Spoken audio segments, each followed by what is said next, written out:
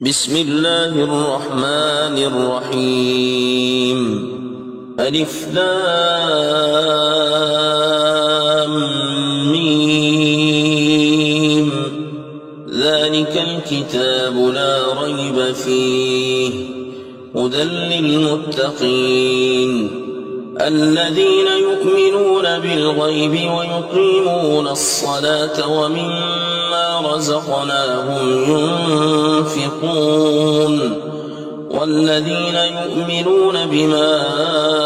أنزل إليك وما أنزل من قبلك وبالآخرة هم يوقنون أولئك على هدى من ربهم وأولئك هم المفلحون. إن الذين كفروا سواء عليهم أأنذرتهم أم لم تنذرهم لا يؤمنون. ختم الله على قلوبهم وعلى سمعهم وعلى أبصارهم غشاوة ولهم عذاب عظيم. ومن الناس من يقول آمنا بالله وباليوم الآخر وما هم بمؤمنين يخادعون الله والذين آمنوا وما يخدعون إلا أنفسهم وما يشعرون. في قلوبهم مرض فزادهم الله مرضا ولهم عذاب أليم بما كانوا يكذبون. وإذا قيل لهم لا تفسدوا في الأرض قالوا إنما نحن مصلحون ألا إنهم هم المفسدون ولكن لا يشعرون. وإذا قيل لهم آمنوا كما آمن الناس قالوا أنؤمن كما آمن السفهاء ألا إنهم هم السفهاء ولكن لا يعلمون. وإذا لقوا الذين آمنوا قالوا آمنا وإذا خلوا إلى شياطينهم قالوا إنا معكم إنما نحن مستهزئون. الله يستهزئ بهم ويمدهم في طغيانهم يعمهون. أولئك الذين اشتروا الضلالة بالهدى فما ربحت تجارتهم وما كانوا مهتدين. مثلهم كمثل الذي استوقد نارا فلما أضاءت ما حوله ذهب الله بنورهم وتركهم في ظلمات لا يبصرون. صم بكم عمي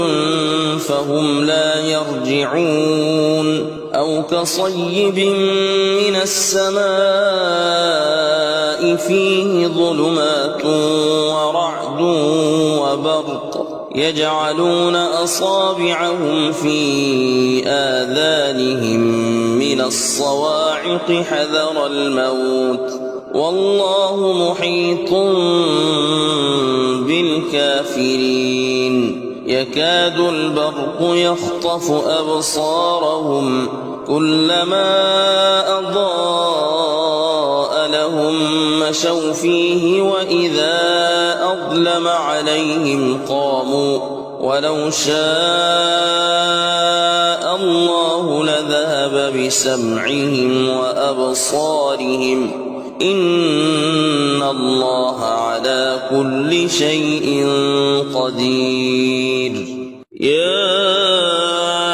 أيها الناس اعبدوا اعبدوا ربكم الذي خلقكم والذين من قبلكم لعلكم تتقون الذي جعل لكم الأرض فراشا والسماء بناء وأنزل من السماء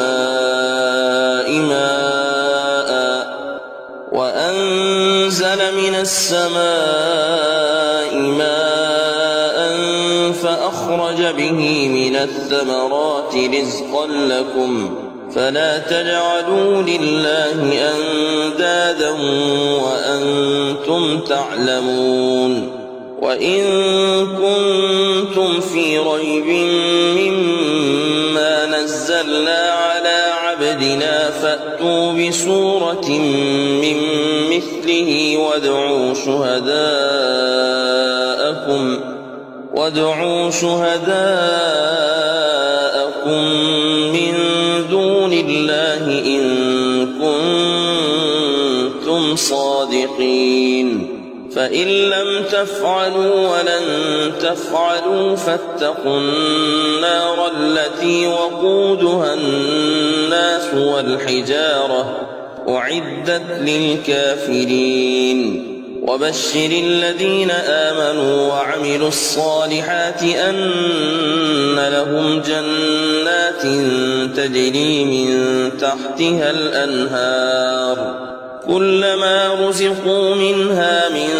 ثمرة رزقا قالوا هذا الذي رزقنا من قبل وأتوا به متشابها ولهم فيها أزواج مطهرة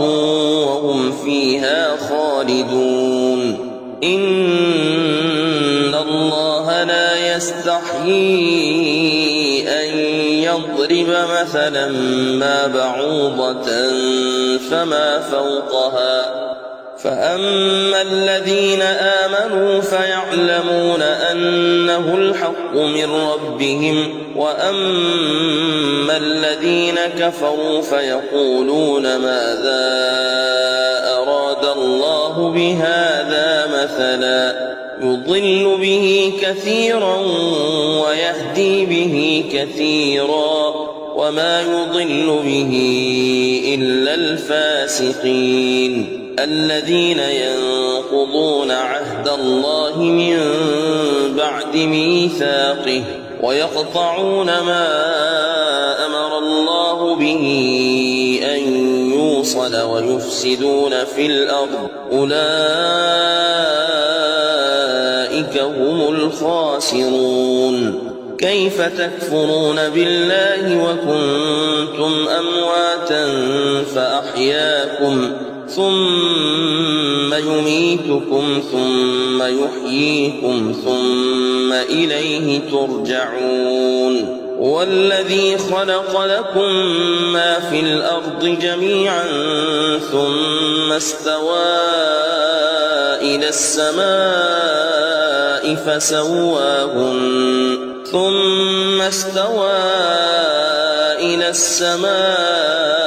فسواهن 7 سماوات وهو بكل شيء عليم وإذ قال ربك للملائكة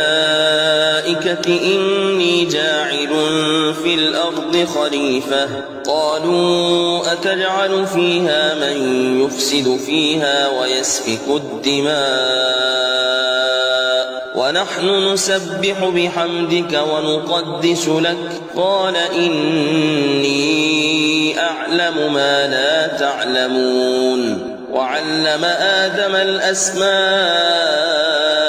كلها ثم عرضهم على الملائكة فقال أنبئوني بأسماء هؤلاء إن كنتم صادقين قالوا سبحانك لا علم لنا إلا ما علمتنا إنك أنت العليم الحكيم قال يا آدم أنبئهم بأسمائهم فلما أنبأهم بأسمائهم قال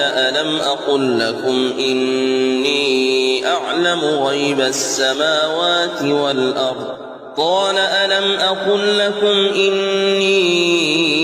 أعلم غيب السماوات والأرض وأعلم ما تبدون وما كنتم تكتمون وإذ قلنا للملائكة اسجدوا لآدم فسجدوا إلا إبليس أبى واستكبر وكان من الكافرين وقلنا يا آدم اسكن أنت وزوجك الجنة وكلا منها رغدا حيث شئتما ولا تقربا هذه الشجرة فتكونا من الظالمين فأزلهما الشيطان عنها فأخرجهما مما كانا فيه وقلنا اهبطوا بعضكم لبعض عدو ولكم في الأرض مستقر ومتاع إلى حين فتلقى آدم من ربه كلمات فتاب عليه إنه هو التواب الرحيم قلنا اهبطوا منها جميعا فإما يأتينكم مني هدى فمن تبع هداي فلا خوف عليهم ولا هم يحزنون والذين كفروا وكذبوا بآياتنا أولئك أصحاب النار هم فيها خالدون يا بني إسرائيل اذكروا نعمتي التي أنعمت عليكم وأوفوا بعهدي أوف بعهدكم وإياي فارهبون وآمنوا بما أنزلت مصدقا لما معكم ولا تكونوا أول كافر به ولا تشتروا بآياتي ثمنا قليلا وإياي فاتقون ولا تلبسوا الحق بالباطل وتكتموا الحق وأنتم تعلمون وأقيموا الصلاة وآتوا الزكاة واركعوا مع الراكعين أتأمرون الناس بالبر وتنسون أنفسكم وأنتم تتلون الكتاب أفلا تعقلون واستعينوا بالصبر والصلاة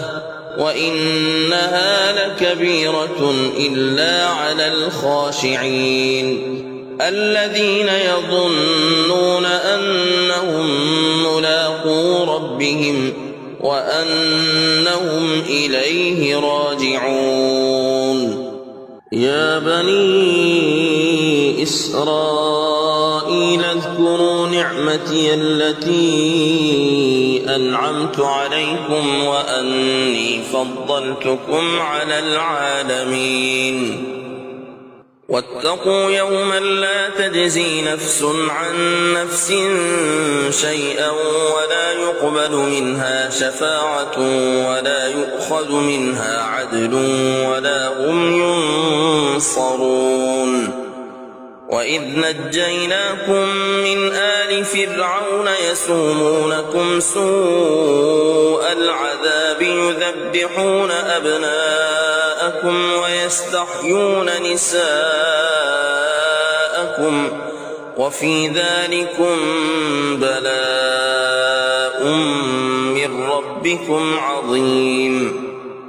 وإذ فرقنا بكم البحر فأنجيناكم وأغرقنا آل فرعون وأنتم تنظرون وإذ واعدنا موسى 40 ليلة ثم اتخذتم العجل من بعده وأنتم ظالمون ثم عفونا عنكم من بعد ذلك لعلكم تشكرون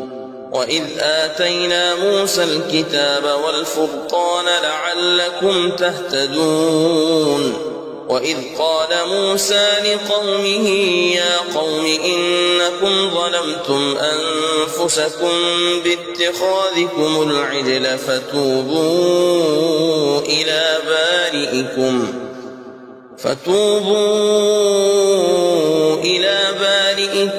فاقتلوا أنفسكم ذلكم خير لكم عند بارئكم فتاب عليكم إنه هو التواب الرحيم وإذ قلتم يا موسى لن نؤمن لك حتى نرى الله جهرة فأخذتكم الصاعقة وأنتم تنظرون ثم بعثناكم من بعد موتكم لعلكم تشكرون وظللنا عليكم الغمام وأنزلنا عليكم المن والسلوى كلوا من طيبات ما رزقناكم وما ظلمونا ولكن كانوا أنفسهم يظلمون وإذ قلنا ادخلوا هذه القرية فكلوا منها حيث شئتم رغدا وادخلوا الباب سجدا وقولوا حطة نغفر لكم خطاياكم وسنزيد المحسنين فبدل الذين ظلموا قولا غير الذي قيل لهم فأنزلنا على الذين ظلموا رجزا من السماء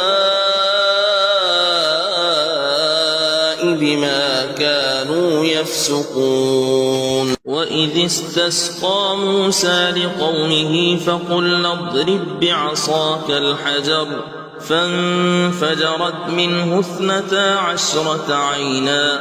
قد علم كل أناس مشربهم كلوا واشربوا من رزق الله ولا تعثوا في الأرض مفسدين وإذ قلتم يا موسى لن نصبر على طعام واحد فادع لنا ربك يخرج لنا مما تنبت الأرض من بقلها وقثائها وفومها وعدسها وبصلها قال أتستبدلون الذي هو أدنى بالذي هو خير اهبطوا مصرا فإن لكم ما سألتم وضربت عليهم الذلة والمسكنة وباءوا بغضب من الله ذلك بأنهم كانوا يكفرون بآيات الله ويقتلون النبيين بغير الحق ذلك بما عصوا وكانوا يعتدون إن الذين آمنوا والذين هادوا والنصارى والصابئين من آمن بالله واليوم الآخر وعمل صالحا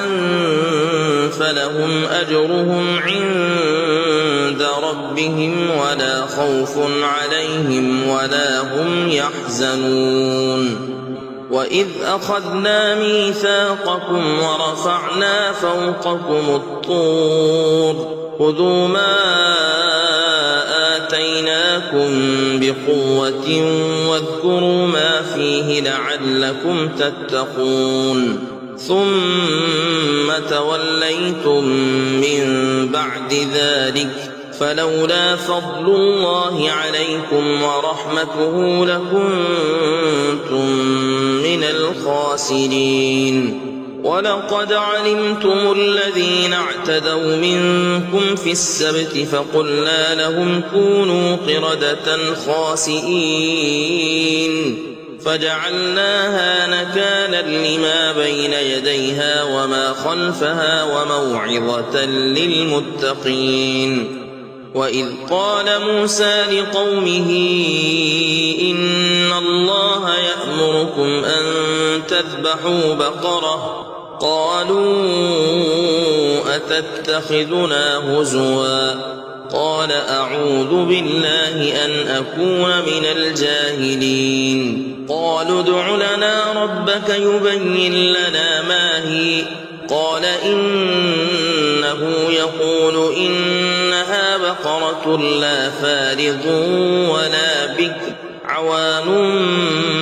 بين ذلك فافعلوا ما تؤمرون. قالوا ادع لنا ربك يبين لنا ما لونها قال إنه يقول إنها بقرة صفراء فاقع لونها تسر الناظرين. قالوا ادع لنا ربك يبين لنا ما هي إن البقرة شابه علينا وإنا إن شاء الله لمهتدون. قال إنه يقول إنها بقرة لا ذلول تثير الأرض ولا تسقي الحرث مسلمة لا شية فيها. قالوا الآن جئت بالحق فذبحوها وما كادوا يفعلون. وإذ قتلتم نفسا فادارأتم فيها والله مخرج ما كنتم تكتمون. فقلنا اضربوه ببعضها كذلك يحيي الله الموتى ويريكم آياته لعلكم تعقلون. ثم قست قلوبكم من بعد ذلك فهي كالحجارة أو أشد قسوة وإن من الحجارة لما يتفجر منه الأنهار وإن منها لما يشقق فيخرج منه الماء وإن منها لما يهبط من خشية الله وما الله بغافل عما تعملون. أفتطمعون أن يؤمنوا لكم وقد كان فريق منهم يسمعون كلام الله ثم يحرفونه من بعد ما عقلوه وهم يعلمون. وإذا لقوا الذين آمنوا قالوا آمنا وإذا خلا بعضهم إلى بعض قالوا أتحدثونهم بما فتح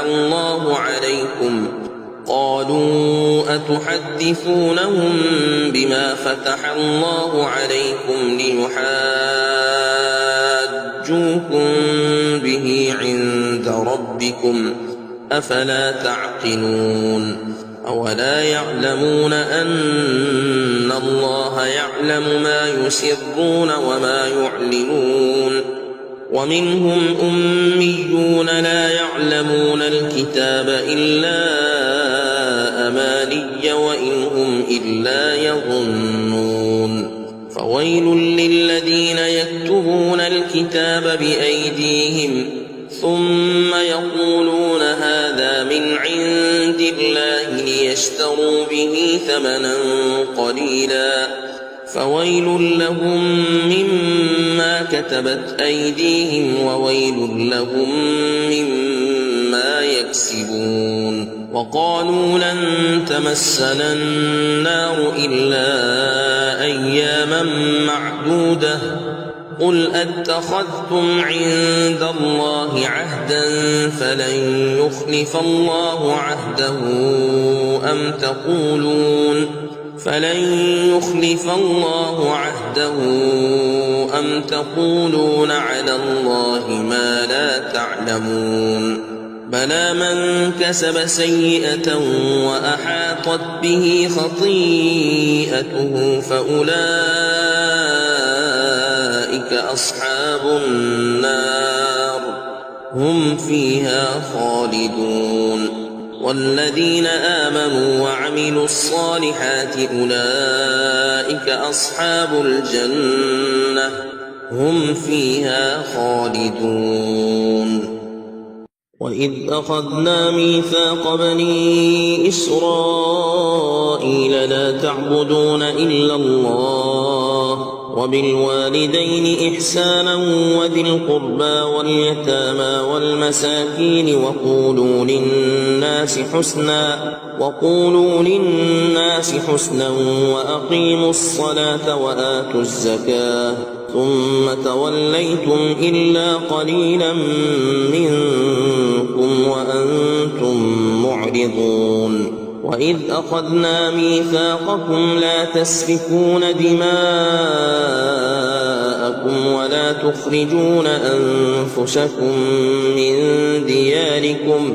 ولا تخرجون أنفسكم من دياركم ثم أقررتم وأنتم تشهدون ثم أنتم هؤلاء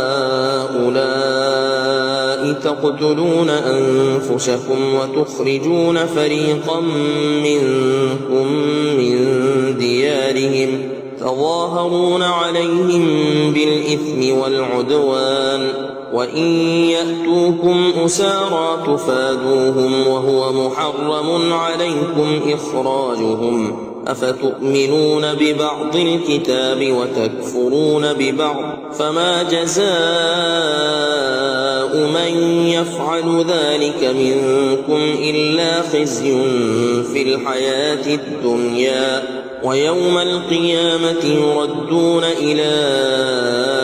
أشد العذاب وما الله بغافل عما تعملون أولئك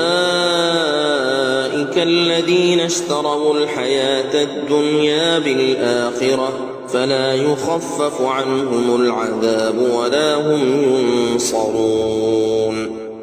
ولقد آتينا موسى الكتاب وقفينا من بعده بالرسل وآتينا عيسى ابن مريم البينات وأيدناه بروح القدس أفكلما جاءكم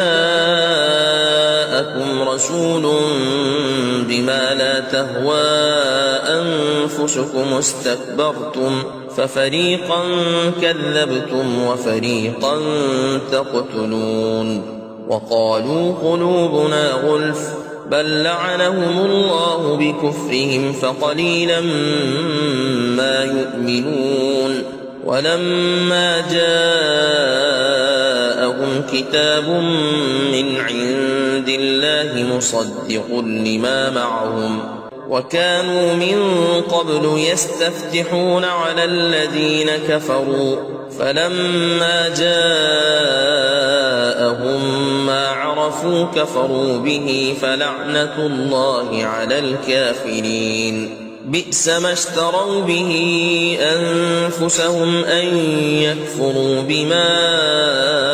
أنزل الله بغيا أن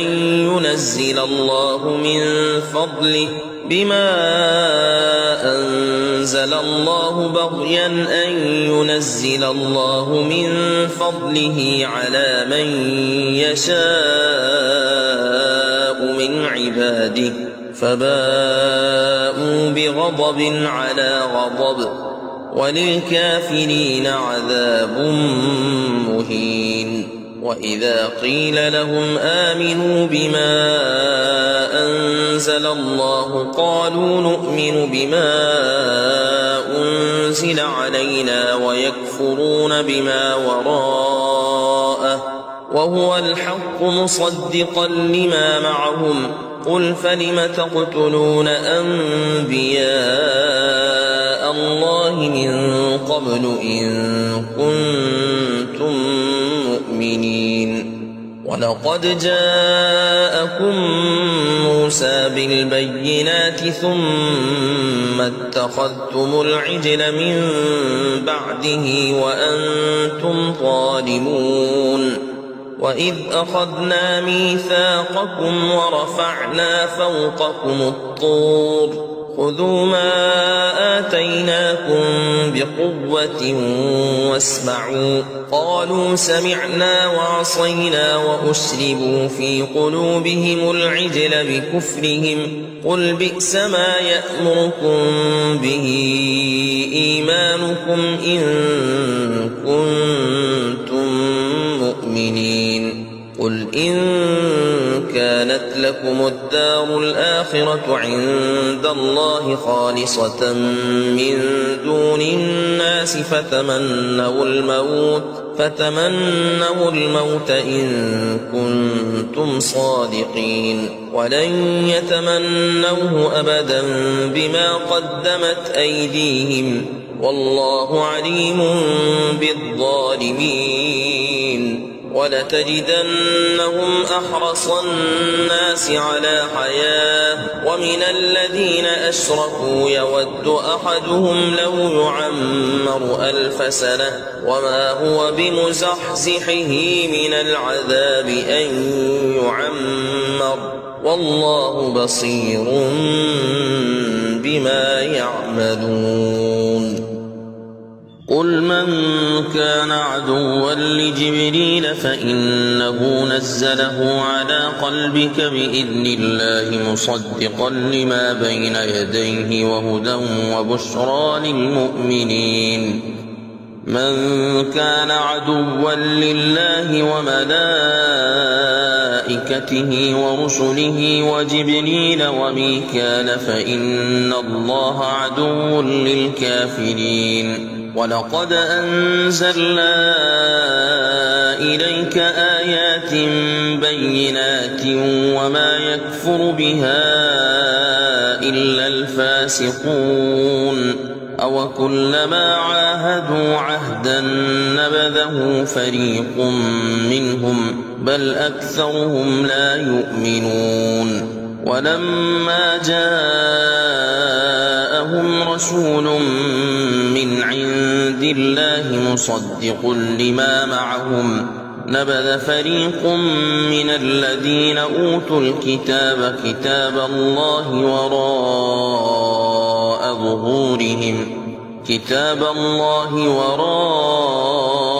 ظهورهم كأنهم لا يعلمون. واتبعوا ما تتلو الشياطين على ملك سليمان وما كفر سليمان ولكن الشياطين كفروا يعلمون الناس السحر وما أنزل على الملكين ببابل هاروت وماروت وما يعلمان من أحد حتى يقولا إنما نحن فتنة فلا تكفر فيتعلمون منهما ما يفرقون به بين المرء وزوجه وما هم بضارين به من أحد إلا بإذن الله ويتعلمون ما يضرهم ولا ينفعهم ولقد علموا لمن اشتراه ما له في الآخرة من خلاق ولبئس ما شروا به أنفسهم لو كانوا يعلمون. ولو أنهم آمنوا واتقوا لمثوبة من عند الله خير لو كانوا يعلمون. يا أيها الذين آمنوا لا تقولوا راعنا وقولوا انظرنا واسمعوا وللكافرين عذاب أليم. ما يود الذين كفروا من أهل الكتاب ولا المشركين أن ينزل عليكم من خير من ربكم والله يختص برحمته من يشاء والله ذو الفضل العظيم ما ننسخ من آية أو ننسها نأت بخير منها أو مثلها ألم تعلم أن الله على كل شيء قدير ألم تعلم أن الله له ملك السماوات والأرض وما لكم من دون الله من ولي ولا نصير أم تريدون أن تسألوا رسولكم كما سئل موسى من قبل ومن يتبدل الكفر بالإيمان فقد ضل سواء السبيل ود كثير من أهل الكتاب لو يردونكم من بعد إيمانكم كفارا حسدا من عند أنفسهم من بعد ما تبين لهم الحق فاعفوا واصفحوا حتى يأتي الله بأمره إن الله على كل شيء قدير وأقيموا الصلاة وآتوا الزكاة وما تقدموا لأنفسكم من خير تجدوه عند الله إن الله بما تعملون بصير وقالوا لن يدخل الجنة إلا من كان هودا أو نصارى تلك أمانيهم قل هاتوا برهانكم إن كنتم صادقين بلى من أسلم وجهه لله وهو محسن فله أجره عند ربه ولا خوف عليهم ولا هم يحزنون وقالت اليهود ليست النصارى على شيء وقالت النصارى ليست اليهود على شيء وقالت النصارى ليست اليهود على شيء وهم يتلون الكتاب كذلك قال الذين لا يعلمون مثل قولهم فالله يحكم بينهم يوم القيامة فيما كانوا فيه يختلفون ومن أظلم ممن منع مساجد الله أن يذكر فيها اسمه وسعى في خرابها أولئك ما كان لهم أن يدخلوها إلا خائفين لهم في الدنيا خزي ولهم في الآخرة عذاب عظيم ولله المشرق والمغرب فأينما تولوا فثم وجه الله إن الله واسع عليم وقالوا اتخذ الله ولدا سبحانه بل له ما في السماوات والأرض كل له قانتون بديع السماوات والأرض وإذا قضى أمرا فإنما يقول له كن فيكون وقال الذين لا يعلمون لولا يكلمنا الله أو تأتينا آية كذلك قال الذين من قبلهم مثل قولهم تشابهت قلوبهم قد بينا الآيات لقوم يوقنون إنا أرسلناك بالحق بشيرا ونذيرا ولا تسأل عن أصحاب الجحيم ولن ترضى عنك اليهود ولا النصارى حتى تتبع ملتهم قل إن هدى الله هو الهدى ولئن اتبعت أهواءهم بعد الذي جاءك من العلم ما لك من الله من ولي ولا نصير الذين آتيناهم الكتاب يتلونه حق تلاوته أولئك يؤمنون به ومن يكفر به فأولئك هم الخاسرون يا بني إسرائيل اذكروا نعمتي التي أنعمت عليكم وأني فضلتكم على العالمين واتقوا يوما لا تجزي نفس عن نفس شيئا ولا يقبل منها عدل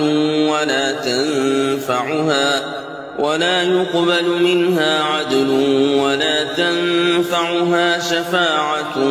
ولا هم ينصرون وإذ ابتلى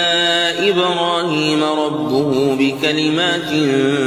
فأتمهن قال إني جاعلك للناس إماما قال ومن ذريتي قال لا ينال عهد الظالمين وإذ جعلنا البيت مثابة للناس وأمنا واتخذوا من مقام إبراهيم مصلى وعهدنا إلى إبراهيم وإسماعيل أن طهرا بيتي للطائفين والعاكفين والركع السجود وإذ قال إبراهيم رب اجعل هذا بلدا آمنا وارزق أهله من الثمرات من آمن منهم بالله واليوم الآخر قال ومن كفر فأمتعه قليلا ثم أضطره إلى عذاب النار وبئس المصير وإذ يرفع إبراهيم القواعد من البيت وإسماعيل ربنا تقبل منا إنك أنت السميع العليم ربنا وجعلنا مسلمين لك ومن ذريتنا أمة مسلمة لك وأرنا مناسكنا وتب علينا إنك أنت التواب الرحيم ربنا وابعث فيهم رسولا منهم يتلو عليهم آياتك ويعلمهم الكتاب والحكمة ويزكيهم إنك أنت العزيز الحكيم ومن يرغب عن ملة إبراهيم إلا من سفه نفسه ولقد اصطفيناه في الدنيا وإنه في الآخرة لمن الصالحين إذ قال له ربه أسلم قال أسلمت لرب العالمين ووصى بها إبراهيم بنيه ويعقوب يا بني إن الله اصطفى لكم الدين فلا تموتن إلا وأنتم مسلمون أم كنتم شهداء إذ حضر يعقوب الموت إذ قال لبنيه ما تعبدون من بعدي قالوا نعبد إلهك وإله آبائك إبراهيم وإسماعيل وإسحاق إلها واحدا ونحن له مسلمون تلك أمة قد خلت لها ما كسبت ولكم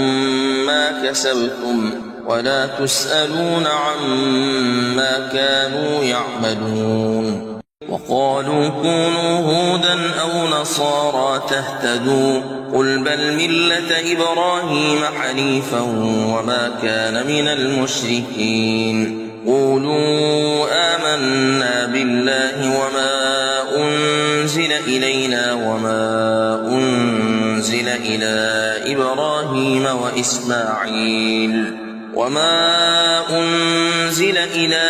إبراهيم وإسماعيل وإسحاق ويعقوب والأسباط وما أوتي موسى وعيسى وما أوتي النبيون من ربهم لا نفرق بين أحد منهم ونحن له مسلمون فإن آمنوا بمثل ما آمنتم به فقد اهتدوا وإن تولوا فإنما هم في شقاق فسيكفيكهم الله وهو السميع العليم صبغة الله ومن أحسن من الله صبغة ونحن له عابدون قل أتحاجوننا في الله وهو ربنا وربكم ولنا أعمالنا ولكم أعمالكم ونحن له مخلصون أم تقولون إن إبراهيم وإسماعيل وإسحاق ويعقوب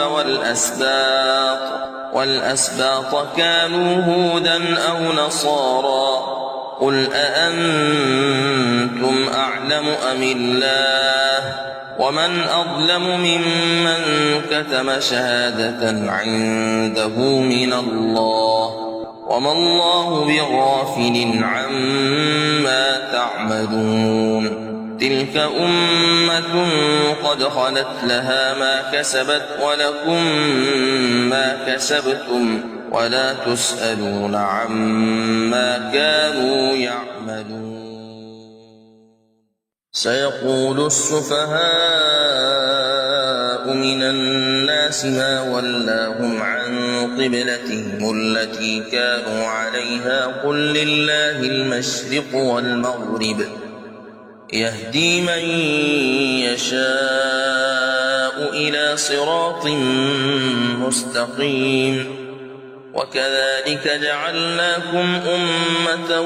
وسطا لتكونوا شهداء على الناس ويكون الرسول عليكم شهيدا وما جعلنا القبلة التي كنت عليها إلا لنعلم من يتبع الرسول ممن ينقلب على عقبيه وإن كانت لكبيرة إلا على الذين هدى الله وما كان الله ليضيع إيمانكم إن الله بالناس لرءوف رحيم قد نرى تقلب وجهك في السماء فلنولينك قبلة ترضاها فول وجهك شطر المسجد الحرام وحيث ما كنتم فولوا وجوهكم شطره وإن الذين أوتوا الكتاب ليعلمون أنه الحق من ربهم وما الله بغافل عما يعملون ولئن أتيت الذين أوتوا الكتاب بكل آية ما تبعوا قبلتك وما أنت بتابع قبلتهم وما بعضهم بتابع قبلة بعض ولئن اتبعت أهواءهم من بعد ما جاءك من العلم إنك إذا لمن الظالمين الذين آتيناهم الكتاب يعرفونه كما يعرفون أبناءهم وإن فريقا منهم ليكتمون الحق وهم يعلمون الحق من ربك فلا تكونن من الممترين ولكل وجهة هو موليها فاستبقوا الخيرات أينما تكونوا يأت بكم الله جميعا إن الله على كل شيء قدير ومن حيث خرجت فول وجهك شطر المسجد الحرام وإنه للحق من ربك وما الله بغافل عما تعملون ومن حيث خرجت فول وجهك شطر المسجد الحرام وحيث ما كنتم فولوا وجوهكم شطره لئلا يكون للناس عليكم حجة إلا الذين ظلموا منهم فلا تخشوهم واخشوني ولأتم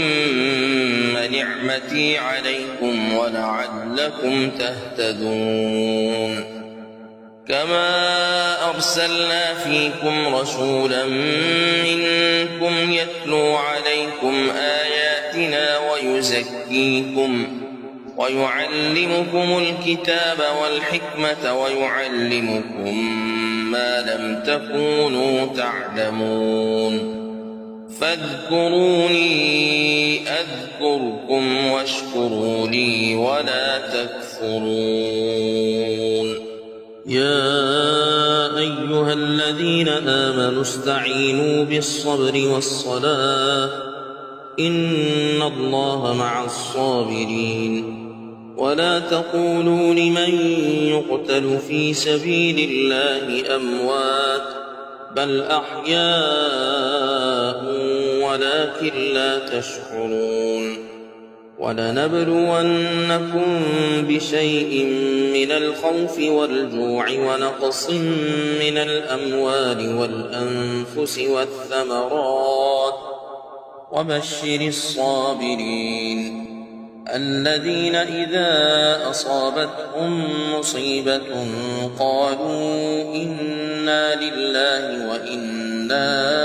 إليه راجعون أولئك عليهم صلوات من ربهم ورحمة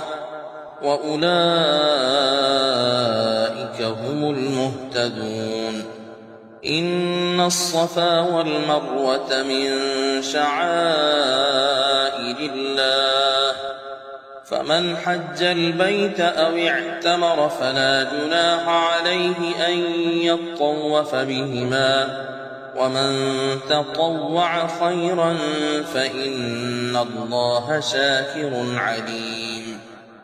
إن الذين يكتمون ما أنزلنا من البينات والهدى من بعد ما بيناه للناس في الكتاب أولئك يلعنهم الله ويلعنهم اللاعنون إلا الذين تابوا وأصلحوا وبينوا فأولئك أتوب عليهم وأنا التواب الرحيم إن الذين كفروا وماتوا وهم كفار أولئك عليهم لعنة الله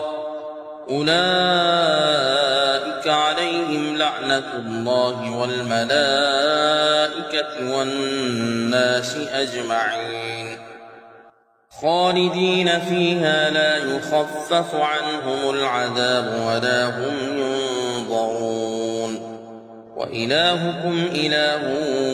واحد لا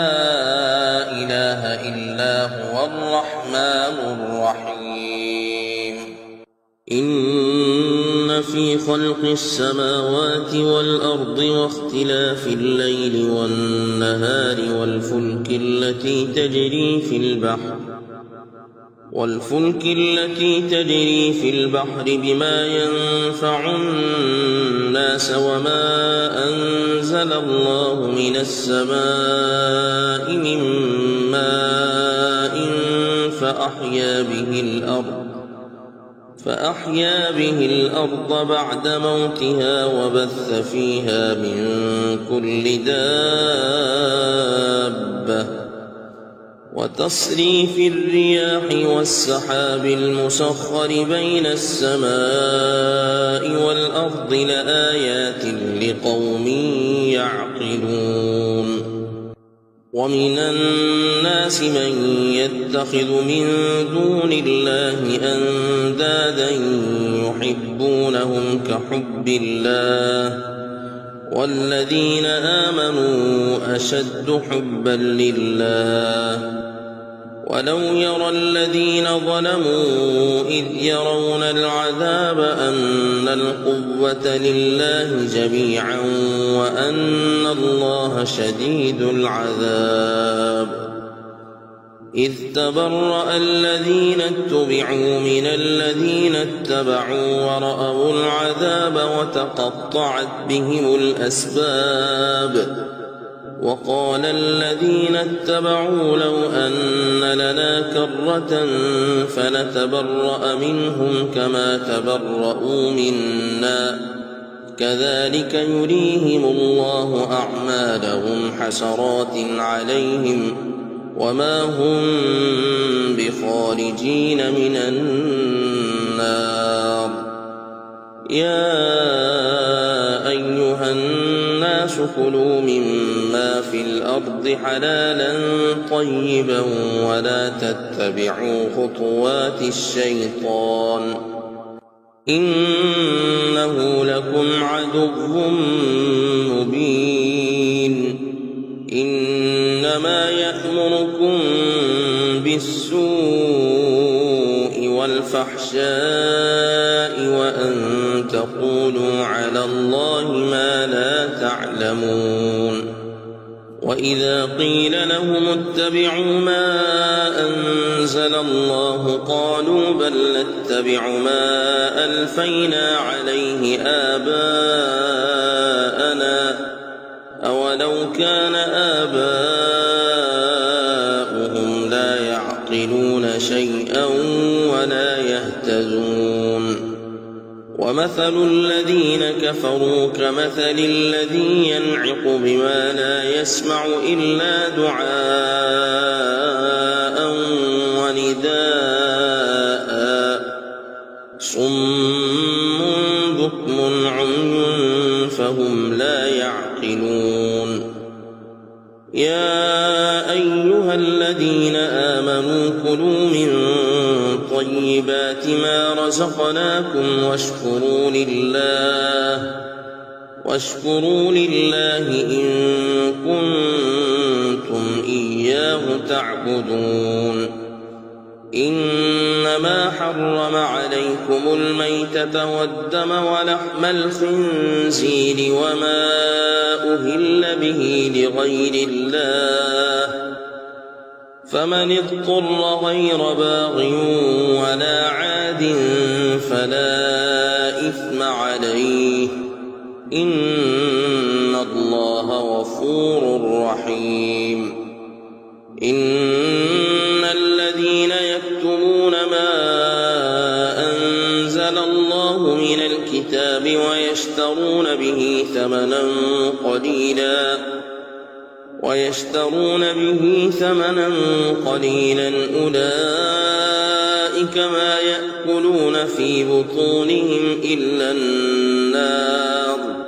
أولئك ما يأكلون في بطونهم إلا النار ولا يكلمهم الله يوم القيامة ولا يزكيهم ولهم عذاب أليم أولئك الذين اشتروا الضلالة بالهدى والعذاب بالمغفرة فما أصبرهم على النار ذلك بأن الله نزل الكتاب بالحق وإن الذين اختلفوا في الكتاب لفي شقاق بعيد ليس البر أن تولوا وجوهكم قبل المشرق والمغرب ولكن البر من آمن بالله واليوم الآخر ولكن البر من آمن بالله واليوم الآخر والملائكة والكتاب والنبيين وآتى المال على حبه ذوي القربى واليتامى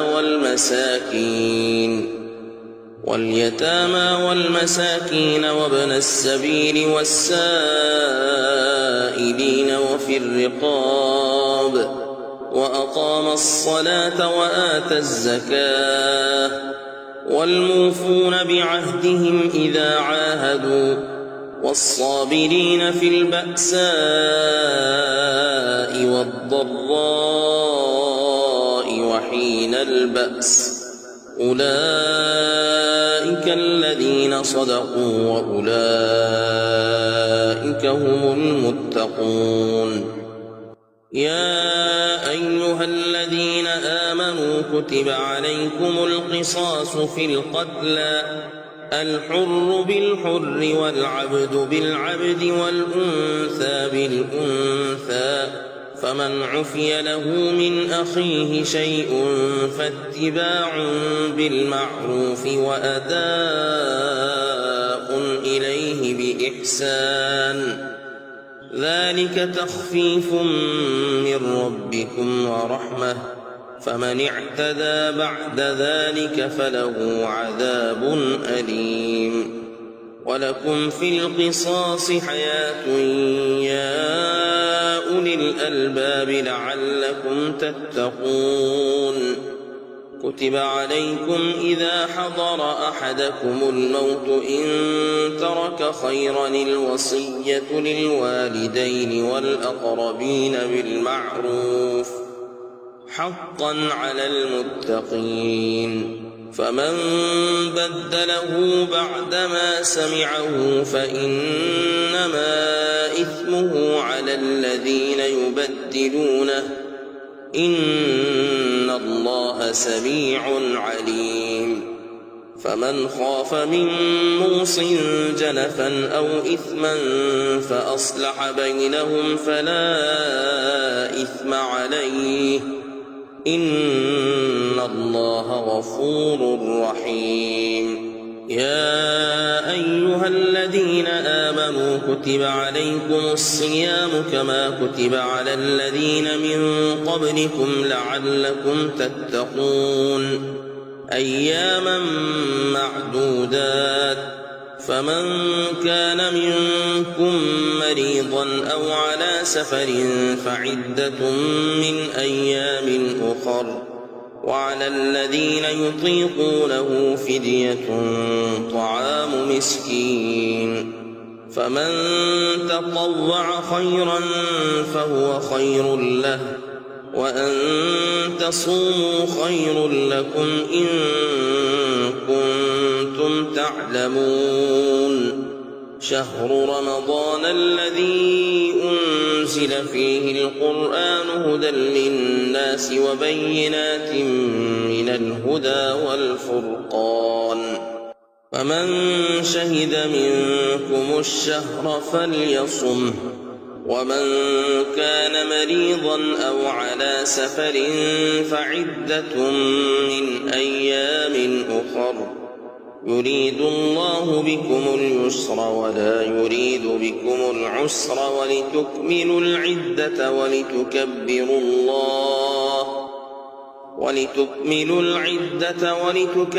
الله على ما هداكم ولعلكم تشكرون. وإذا سألك عبادي عني فإني قريب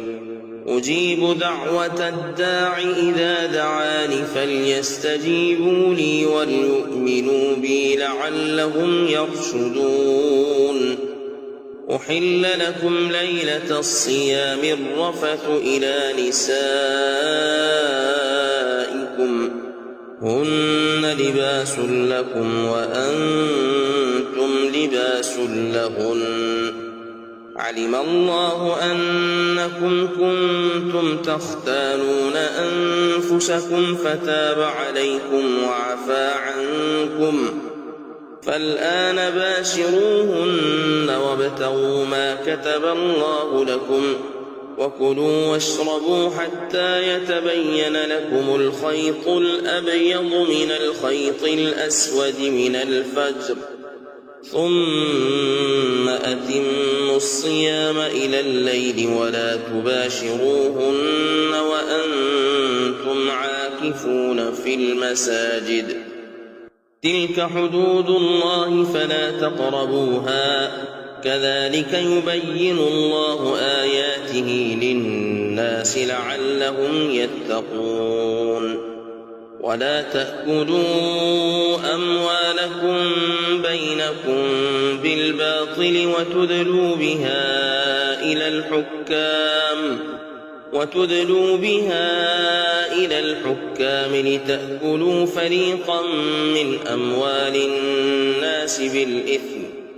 لتأكلوا فريقا من أموال الناس بالإثم وأنتم تعلمون يسألونك عن الأهلة قل هي مواقيت للناس والحج وليس البر بأن تأتوا البيوت من ظهورها ولكن البر من اتقى وأتوا البيوت من أبوابها واتقوا الله لعلكم تفلحون وقاتلوا في سبيل الله الذين يقاتلونكم ولا تعتدوا إن الله لا يحب المعتدين واقتلوهم حيث ثقفتموهم وأخرجوهم من حيث أخرجوكم والفتنة أشد من القتل ولا تقاتلوهم عند المسجد الحرام حتى يقاتلوكم فيه فإن قاتلوكم فاقتلوهم كذلك جزاء الكافرين فإن انتهوا فإن الله غفور رحيم وقاتلوهم حتى لا تكون فتنة ويكون الدين لله فإن انتهوا فلا عدوان إلا على الظالمين الشهر الحرام بالشهر الحرام والحرمات قصاص فمن اعتدى عليكم فاعتدوا عليه بمثل ما اعتدى عليكم واتقوا الله واعلموا أن الله مع المتقين وأنفقوا في سبيل الله ولا تلقوا بأيديكم إلى التهلكة وأحسنوا إن الله يحب المحسنين وأتموا الحج والعمرة لله فإن أحصرتم فما استيسر من الهدي ولا تحلقوا رؤوسكم حتى يبلغ الهدي محله فمن كان منكم مريضا أو به أذى من رأسه ففدية من صيام أو صدقة أو نسك فإذا أمنتم فمن تمتع بالعمرة إلى الحج فما استيسر من الهدي فمن لم يجد فصيام 3 أيام في الحج و7 إذا رجعتم تلك 10 كاملة ذلك لمن لم يكن أهله حاضر المسجد الحرام واتقوا الله واعلموا أن الله شديد العقاب الحج أشهر معلومات فمن فرض فيهن الحج فلا رفث ولا فسوق ولا جدال في الحج وما تفعلوا من خير يعلمه الله وتزودوا فإن خير الزاد التقوى واتقون يا أولي الألباب ليس عليكم جناح أن تبتغوا فضلا من ربكم فإذا أفضتم من عرفات فاذكروا الله عند المشعر الحرام واذكروه كما هداكم وإن كنتم من قبله لمن الضالين ثم أفيضوا من حيث أفاض الناس واستغفروا الله إن الله غفور رحيم فإذا قضيتم مناسككم فاذكروا الله كذكركم آباءكم أو أشد ذكرا فمن الناس من يقول ربنا آتنا في الدنيا وما له في الآخرة من خلاق ومنهم من يقول ربنا آتنا في الدنيا حسنة وفي الآخرة حسنة وقنا عذاب النار أولئك لهم نصيب مما كسبوا والله سريع الحساب واذكروا الله في أيام معدودات فمن تعجل في يومين فلا إثم عليه ومن تأخر فلا إثم عليه لمن اتقى واتقوا الله واعلموا أنكم إليه تحشرون ومن الناس من يعجبك قوله في الحياة الدنيا ويشهد الله على ما في قلبه وهو ألد الخصام وإذا تولى سعى في الأرض ليفسد فيها ويهلك الحرث والنسل والله لا يحب الفساد وإذا قيل له اتق الله أخذته العزة بالإثم فحسبه جهنم ولبئس المهاد ومن الناس من يشري نفسه ابتغاء مرضات الله والله رؤوف بالعباد يا أيها الذين آمنوا ادخلوا في السلم كافة ولا تتبعوا خطوات الشيطان إنه لكم عدو مبين فإن زللتم من بعد ما جاءتكم البينات فاعلموا أن الله عزيز حكيم هل ينظرون إلا أن يأتيهم الله في ظلل من الغمام والملائكة وقضي الأمر وإلى الله ترجع الأمور سل بني إسرائيل كم آتيناهم من آية بينة ومن يبدل نعمة الله من بعد ما جاءته فإن الله شديد العقاب زين للذين كفروا الحياة الدنيا ويسخرون من الذين آمنوا والذين اتقوا فوقهم يوم القيامة والله يرزق من يشاء بغير حساب كان الناس أمة واحدة فبعث الله النبيين مبشرين ومنذرين وأنزل معهم الكتاب بالحق ليحكم بين الناس فيما اختلفوا فيه وما اختلف فيه إلا الذين أوتوه من بعد ما جاءتهم البينات بغيا بينهم فهدى الله الذين آمنوا لما اختلفوا فيه من الحق بإذنه والله يهدي من يشاء إلى صراط مستقيم أم حسبتم أن تدخلوا الجنة ولما يأتكم مثل الذين خلوا من قبلكم مستهم البأساء والضراء وزلزلوا وانتظروا حتى يقول الرسول والذين آمنوا معه متى نصر الله ألا إن نصر الله قريب يسألونك ماذا ينفقون قل ما أنفقتم من خير فللوالدين والأقربين واليتامى والمساكين وابن السبيل وما تفعلوا من خير فإن الله به عليم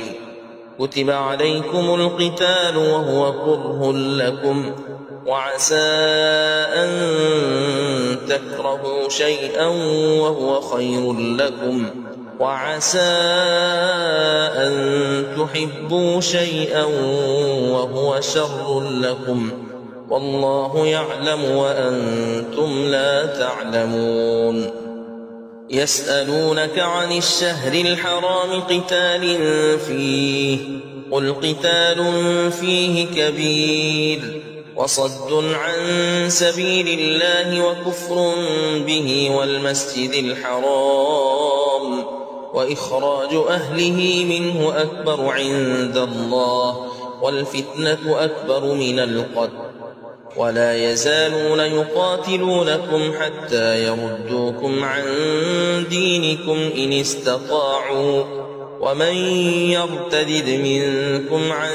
دينه فيمت وهو كافر فأولئك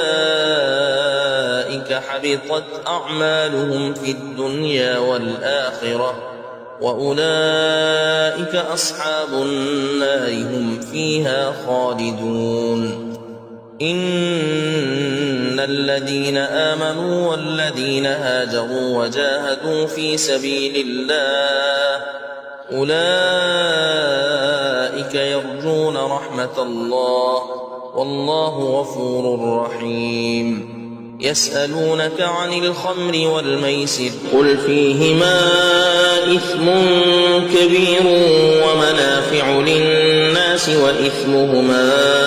أكبر من نفعهما ويسألونك ماذا ينفقون قل العفو كذلك يبين الله لكم الآيات لعلكم تتفكرون في الدنيا والآخرة ويسألونك عن اليتامى قل إصلاح لهم خير وإن تخالطوهم فإخوانكم والله يعلم المفسد من المصلح ولو شاء الله لأعنتكم إن الله عزيز حكيم ولا تنكحوا المشركات حتى يؤمنوا ولأمة مؤمنة خير من مشركة ولو أعجبتكم ولا تنكحوا المشركين حتى يؤمنوا ولعبد مؤمن خير من مشرك ولو أعجبكم أولئك يدعون إلى النار والله يدعو إلى الجنة والمغفرة بإذنه ويبين آياته للناس لعلهم يتذكرون ويسألونك عن المحيض قل هو أذى فاعتزلوا النساء في المحيض ولا تقربوهن حتى يطهرن فإذا تطهرن فأتوهن من حيث أمركم الله إن الله يحب التوابين ويحب المتطهرين نساؤكم حرث لكم فأتوا حرثكم أنى شئتم وقدموا لأنفسكم واتقوا الله واعلموا أنكم ملاقوه وبشر المؤمنين ولا تجعلوا الله عرضة لأيمانكم أن تبروا وتتقوا وتصلحوا بين الناس والله سميع عليم. لا يؤاخذكم الله باللغو في أيمانكم ولكن يؤاخذكم بما كسبت قلوبكم والله غفور حليم. للذين يؤلون من نسائهم تربص 4 أشهر فإن فاءوا فإن الله غفور رحيم. وإن عزموا الطلاق فإن الله سميع عليم. والمطلقات يتربصن بأنفسهن 3 قروء ولا يحل لهن أن يكتمن ما خلق الله في أرحامهن إن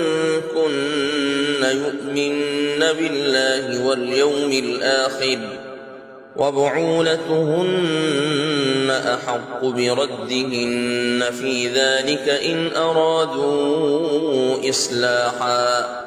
ولهن مثل الذي عليهن بالمعروف وللرجال عليهن درجة والله عزيز حكيم. الطلاق 2 مرتان فإمساك بمعروف أو تسريح بإحسان ولا يحل لكم أن تأخذوا مما آتيتموهن شيئا إلا أن يخافا ألا يقيما حدود الله فإن خفتم ألا يقيما حدود الله فلا جناح عليهما فيما افتدت به تلك حدود الله فلا تعتدوها ومن يتعد حدود الله فأولئك هم الظالمون. فإن طلقها فلا تحل له من بعد حتى تنكح زوجا غيره فإن طلقها فلا جناح عليهما أن يتراجعا إن ظنا أن يقيما حدود الله وتلك حدود الله يبينها لقوم يعلمون. وإذا طلقتم النساء فبلغن أجلهن فأمسكوهن بمعروف أو سرحوهن بمعروف ولا تمسكوهن ضرارا لتعتدوا ومن يفعل ذلك فقد ظلم نفسه. ولا تتخذوا آيات الله هزوا واذكروا نعمة الله عليكم وما أنزل عليكم من الكتاب والحكمة يعظكم به واتقوا الله واعلموا أن الله بكل شيء عليم. وإذا طلقتم النساء فبلغن أجلهن فلا تعضلوهن أن ينكحن أزواجهن إذا تراضوا بينهم بالمعروف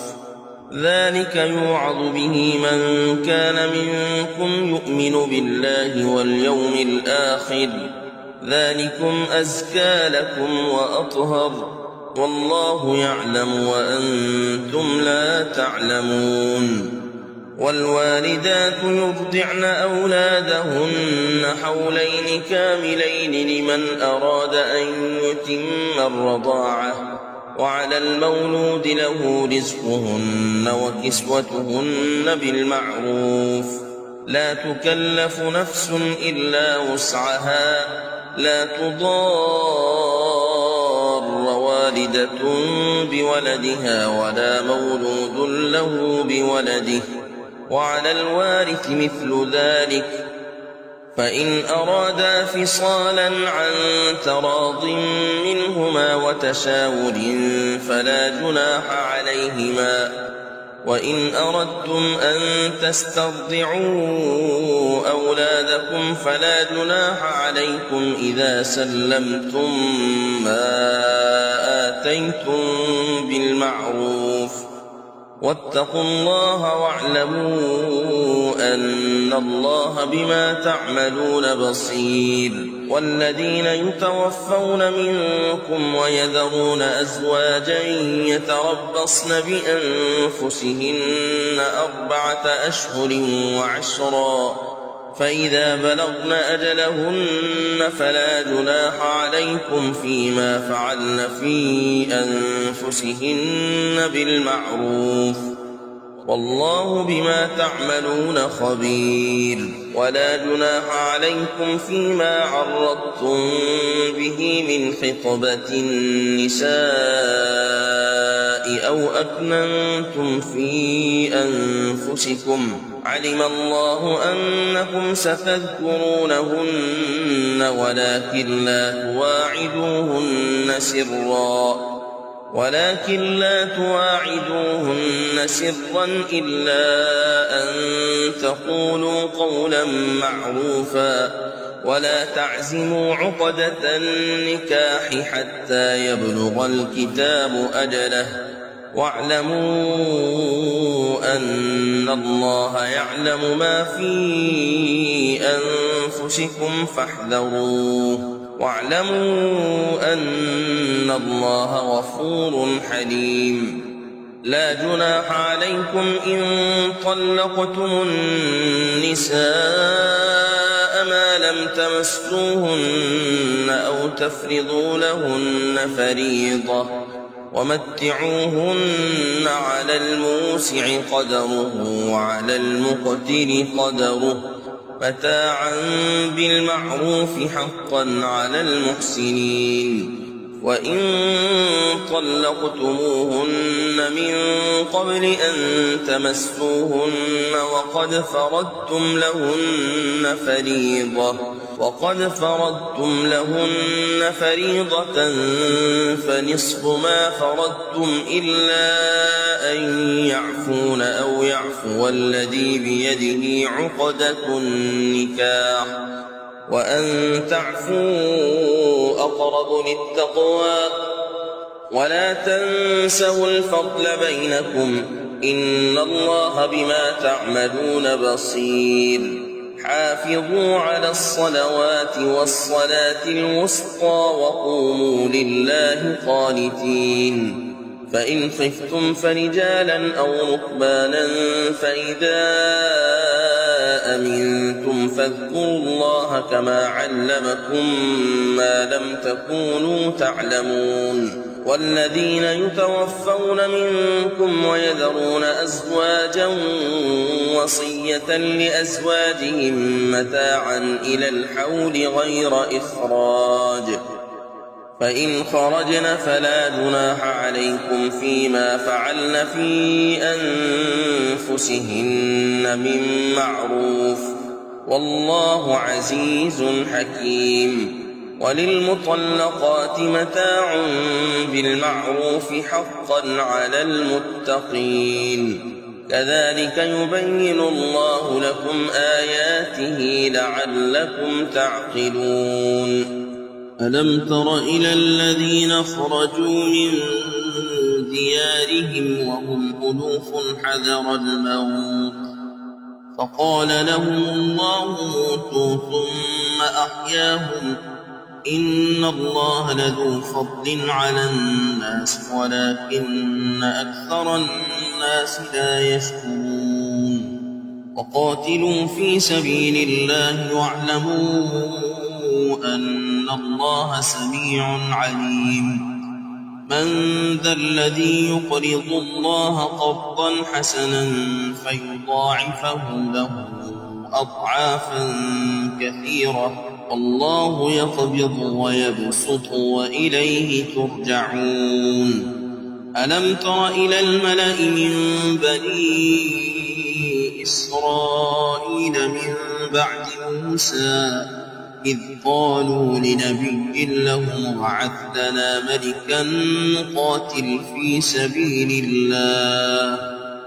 قال هل عسيتم إن كتب عليكم القتال ألا تقاتلوا قالوا وما لنا ألا نقاتل في سبيل الله وقد أخرجنا من ديارنا وأبنائنا فلما كتب عليهم القتال تولوا إلا قليلا منهم والله عليم بالظالمين وقال لهم نبيهم إن الله قد بعث لكم طالوت ملكا قالوا أنى يكون له الملك علينا ونحن أحق بالملك منه ولم يؤت سعة من المال قال إن الله اصطفاه عليكم وزاده بسطة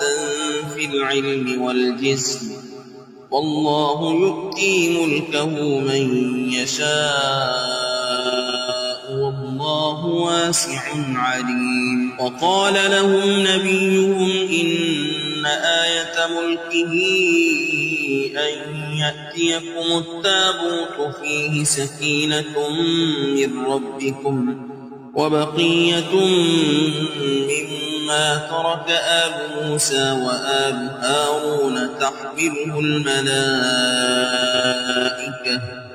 إن في ذلك لآية لكم إن كنتم مؤمنين فلما فصل طالوت بالجنود قال إن الله مبتليكم بنهر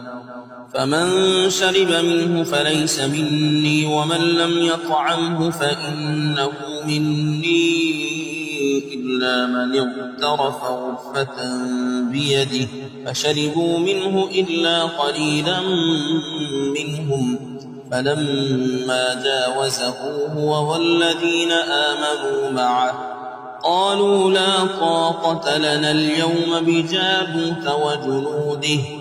قال الذين يظنون أنهم ملاقو الله كم من فئة قليلة غلبت فئة كثيرة بإذن الله والله مع الصابرين ولما برزوا لجالوت وجنوده قالوا ربنا أفرغ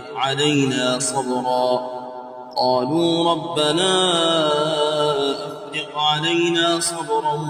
وثبت أقدامنا وانصرنا على القوم الكافرين فهزموهم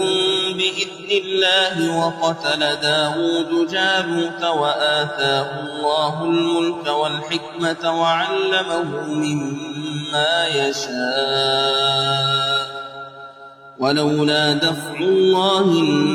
الناس بعضهم ببعض لفسدت الأرض ولكن الله ذو فضل على العالمين تلك آيات الله نتلوها عليك بالحق وإنك لمن المرسلين تلك الرسل فضلنا بعضهم على بعض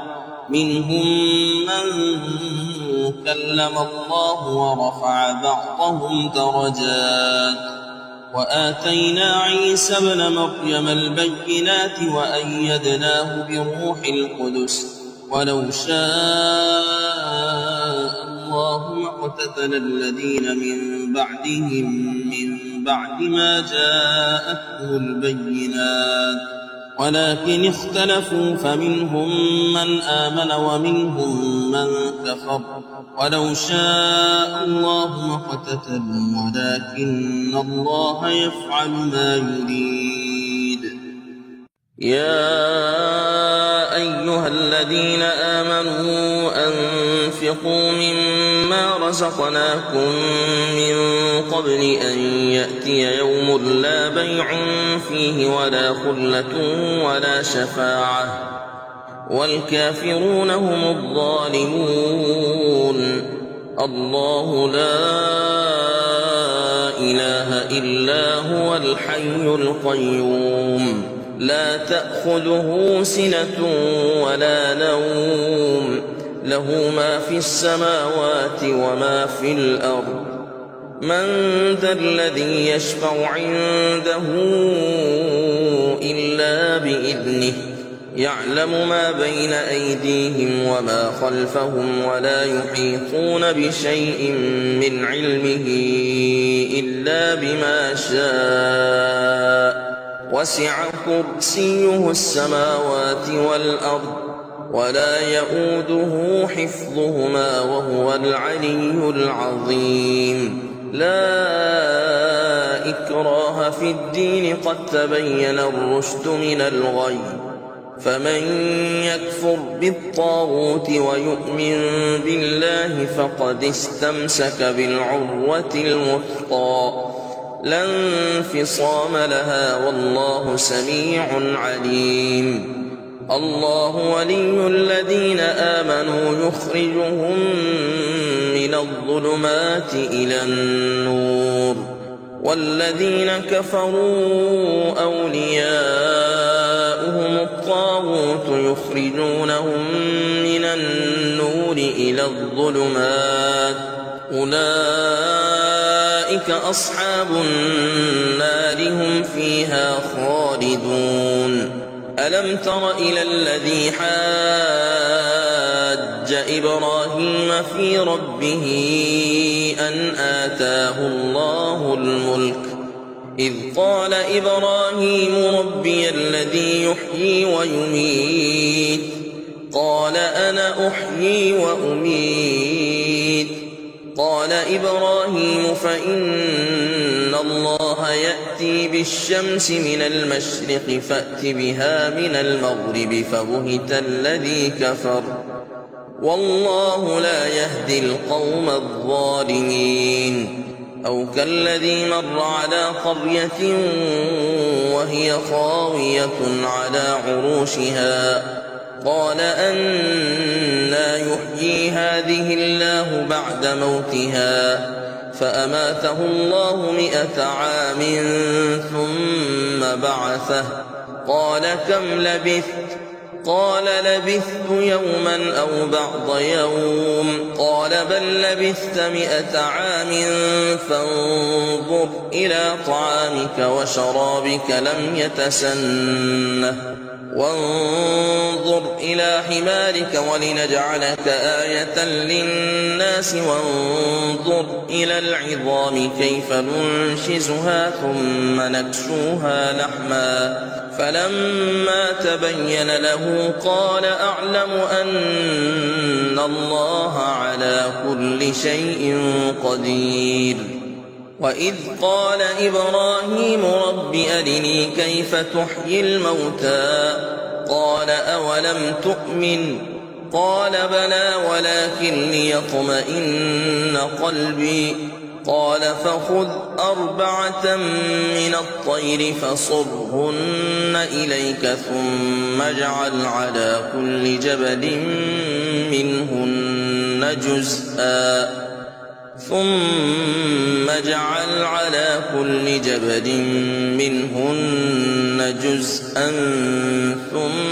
ادعهن يأتينك سعيا واعلم أن الله عزيز حكيم مثل الذين ينفقون أموالهم في سبيل الله كمثل حبة أنبتت 7 سنابل في كل سنبلة 100 حبة والله يضاعف لمن يشاء والله واسع عليم الذين ينفقون أموالهم في سبيل الله ثم لا يتبعون ما أنفقوا منا ولا أذى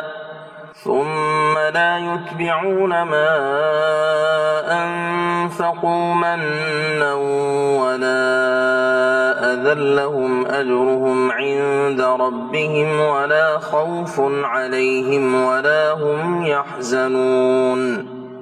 قول معروف ومغفرة خير من صدقة يتبعها أذى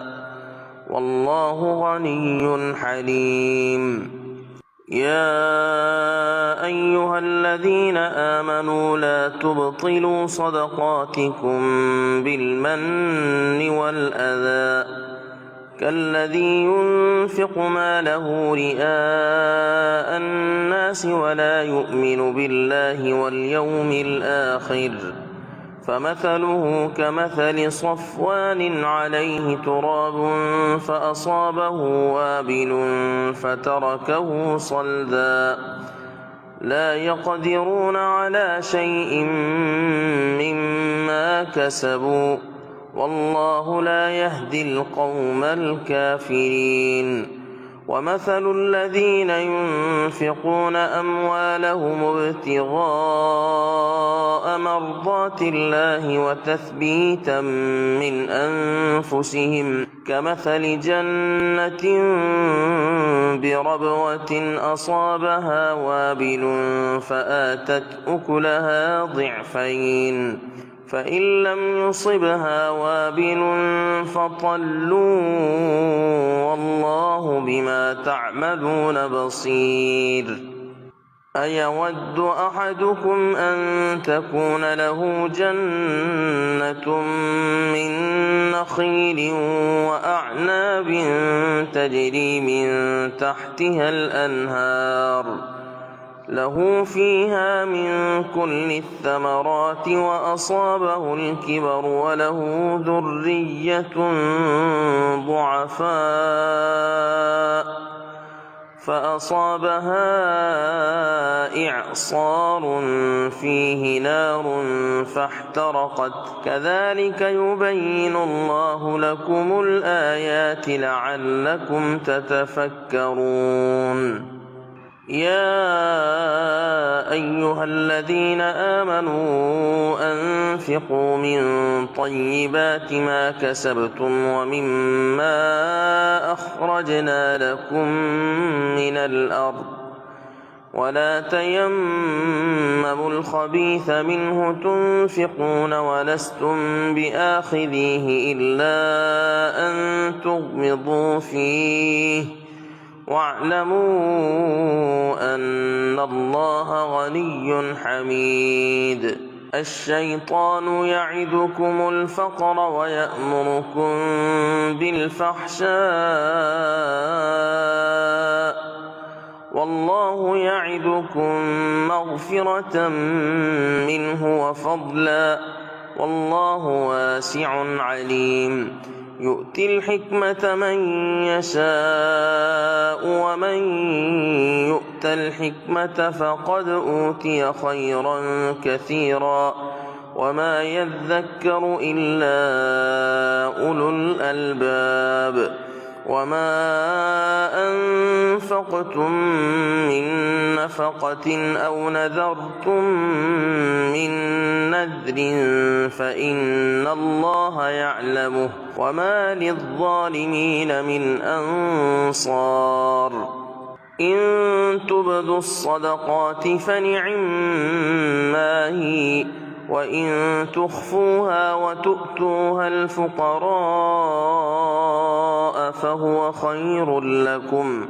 ويكفر عنكم من سيئاتكم والله بما تعملون خبير. ليس عليك هداهم ولكن الله يهدي من يشاء وما تنفقوا من خير فلأنفسكم وما تنفقون إلا ابتغاء وجه الله وما تنفقوا من خير يوفى إليكم وأنتم لا تظلمون. للفقراء الذين أحصروا في سبيل الله لا يستطيعون ضربا في الأرض يحسبهم الجاهل أغنياء من التعفف تعرفهم بسيماهم لا يسألون الناس إلحافا وما تنفقوا من خير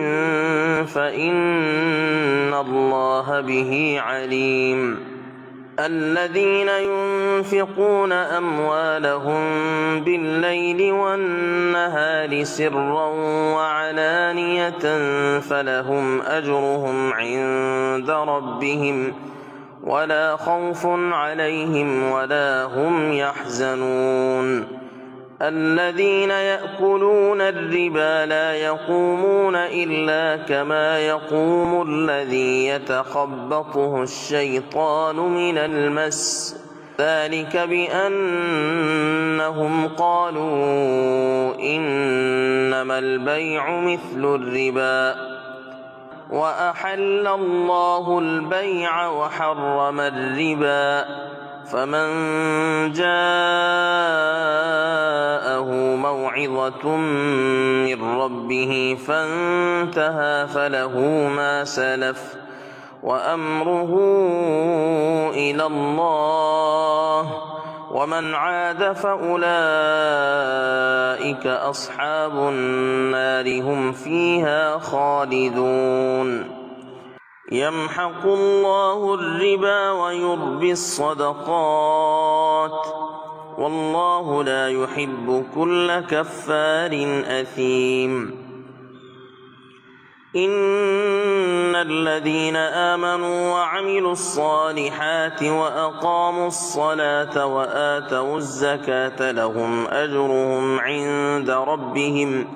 ولا خوف عليهم ولا هم يحزنون يا أيها الذين آمنوا اتقوا الله وذروا ما بقي من الربا إن كنتم مؤمنين فإن لم تفعلوا فأذنوا بحرب من الله ورسوله وإن تبتم فلكم رؤوس أموالكم لا تظلمون ولا تظلمون وإن كان ذو عسرة فنظرة إلى ميسرة وأن تصدقوا خير لكم إن كنتم تعلمون واتقوا يوما ترجعون فيه إلى الله ثم توفى كل نفس ما كسبت وهم لا يظلمون يا أيها الذين آمنوا إذا تداينتم بدين إلى أجل مسمى فاكتبوه وليكتب بينكم كاتب بالعدل ولا يأب كاتب أن يكتب كما علمه الله فليكتب وليملل الذي عليه الحق وليتق الله ربه ولا يبخس منه شيئا فإن كان الذي عليه الحق سفيها أو ضعيفا أو لا يستطيع أن يمل هو فليملل وليه بالعدل واستشهدوا شهيدين من رجالكم فإن لم يكونا رجلين فرجل وامرأتان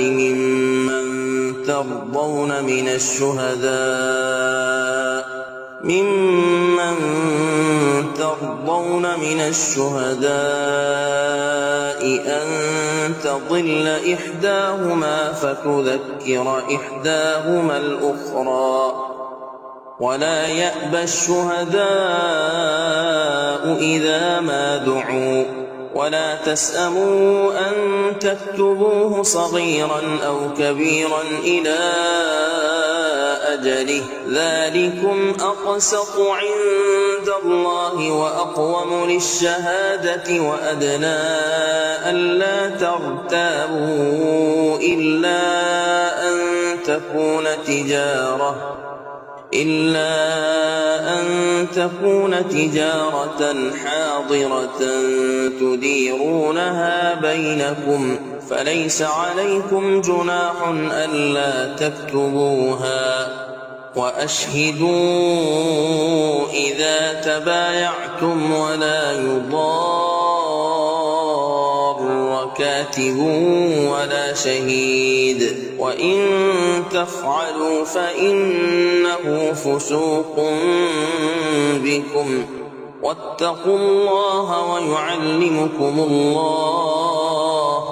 والله بكل شيء عليم. وإن كنتم على سفر ولم تجدوا كاتبا فرهان مقبوضة فإن أمن بعضكم بعضا فليؤدي الذي اؤتمن أمانته وليتق الله ربه ولا تكتموا الشهادة ومن يكتمها فإنه آثم